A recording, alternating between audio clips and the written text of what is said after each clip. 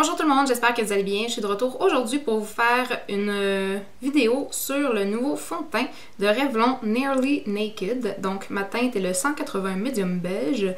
Donc un produit qui est relativement neuf. J'avais pas vraiment besoin de poudre matifiante, là, donc j'ai pas acheté la poudre qui est vendue avec. Et j'ai payé le mien en spécial chez Jean Coutu à environ 8,50 $, mais je sais que le prix qui était étiqueté c'était environ 12 $ quelques. À titre indicatif. C'est un produit que j'ai déjà utilisé quelques journées. Je l'ai acheté la semaine dernière, donc je l'ai peut-être porté pendant une semaine.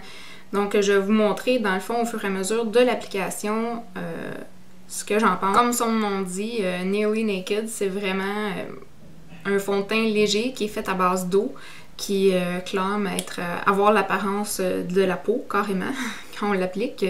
Donc, on va voir si ça correspond à ce que Revlon dit. Donc, si vous êtes intéressé à savoir ce que j'en pense, continuez à regarder.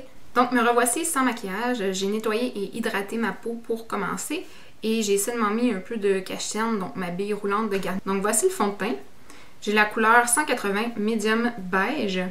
J'ai utilisé le sélecteur, en tout cas, le machin pour choisir notre couleur sur le site internet de la compagnie, puis je crois que c'est le site américain parce que je suis retournée voir ce matin sur le site canadien puis j'ai pas trouvé cet outil-là, donc je crois que c'est sur revlon.com et non revlon.ca. La façon que j'aime l'appliquer dans le fond, là, c'est que j'en mets un peu sur le bout de mes doigts puis je l'applique directement sur les zones du visage à couvrir. Puis après ça, j'utilise une stippling brush pour l'étendre. Personnellement, j'aimais beaucoup le Color Stay de Revlon parce qu'il y avait vraiment une super bonne couvrance. Par contre, je trouvais qu'il était un peu épais et qu'il était difficile à appliquer étant donné qu'il séchait très très vite. Donc c'est pour ça que j'étais très intéressée d'essayer cette nouvelle formule chez Revlon. Pour commencer, je peux dire que c'est une couvrance qui est un peu légère à moyenne, si on peut dire. Puis c'est un produit qui est très aqueux, là. Donc c'est vraiment un produit, un fond de teint qui est fait à base d'eau. Puis ça paraît beaucoup là, quand on l'applique, là, c'est facile à fondre dans la peau. J'ai des petites taches d'acné ici, là, je sais pas si on va voir, mais je vais appliquer une deuxième couche sur cette zone-là, juste pour voir la couvrance que je suis capable d'obtenir.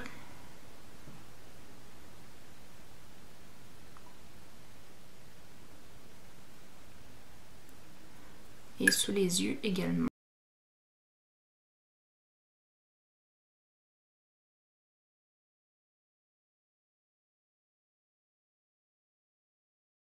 Donc ce que je vais faire maintenant, c'est que je vais vraiment regarder dans mon miroir ici, puis même côté grossissant pour vous dire ce que j'observe. En fait, jusqu'à maintenant, je peux dire que c'est un fond de teint qui est vraiment agréable sur la peau. Là, on n'a pas l'impression de porter un masque, mais pas du tout. Puis ça a vraiment l'aspect de la peau, là, ni plus ni moins. Pas collant du tout.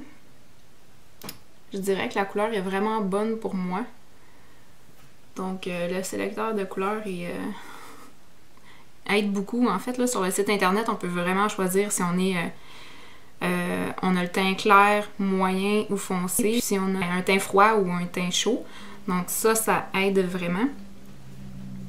Je dirais vraiment que c'est une couvrance qui est légère à moyenne parce que ben, on voit ici là, que ça n'a pas complètement caché mes petites marques d'acné avec 2 couches de fond de teint, mais c'est vraiment pas si pire que ça. Là. Je vais pour des journées normales, là, je mettrais même pas de correcteur par-dessus, ça me dérangerait pas du tout.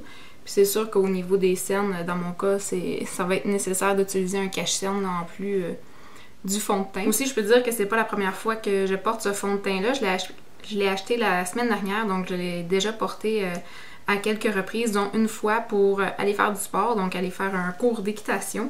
Puis j'avais vraiment une bombe là, qui arrivait jusqu'au-dessus des sourcils. Puis à la fin du cours, c'est sûr que bon, j'avais les marques du casque sur le front, là, mais j'avais pas eu de transfert du fond de teint à l'intérieur de mon casque.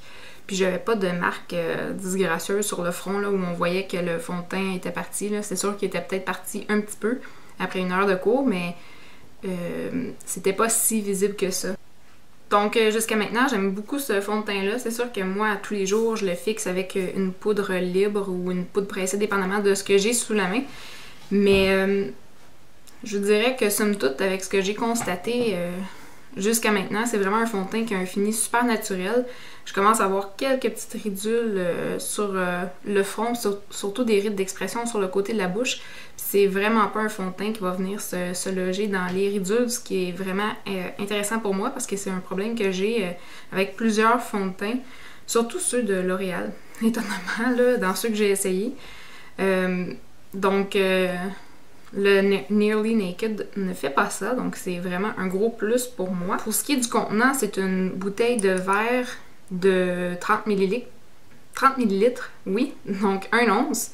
Avec le bouchon est en plastique, il n'y a pas de pompe. Puis c'est un produit qui est à base d'eau, donc je crois bien qu'il est sans huile. Donc je vais faire le reste de mon maquillage et je vous reviens tout de suite. Coucou, me revoici environ 10 minutes plus tard et j'ai terminé mon maquillage, mais j'ai pas mis de poudre matifiante ou de libre ou pressée, quoi que ce soit, par-dessus le fond de teint parce que je voulais voir comment il allait interagir avec le reste de mes produits sur mon visage. Et je dois dire que je suis vraiment satisfaite. L'aspect du maquillage et du fond de teint est super naturel, puis même quand on le regarde de super proche, là, on voit pas comme des marques là, de pigments. C'est dur à expliquer, là, mais ouais.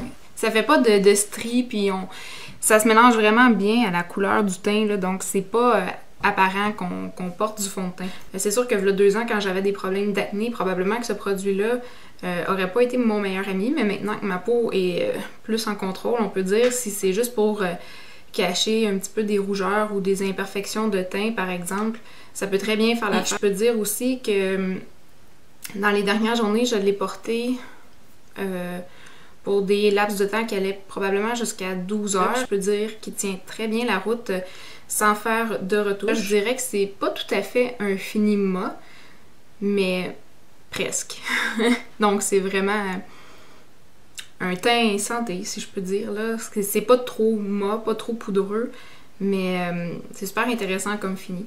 Donc si vous avez des questions, des commentaires, n'hésitez pas à les poser. J'espère que c'était un peu clair comment j'ai essayé d'expliquer mes premières impressions sur ce fond de teint-là. C'est pas toujours facile de mettre en mots là, ce qu'on voit sur notre visage.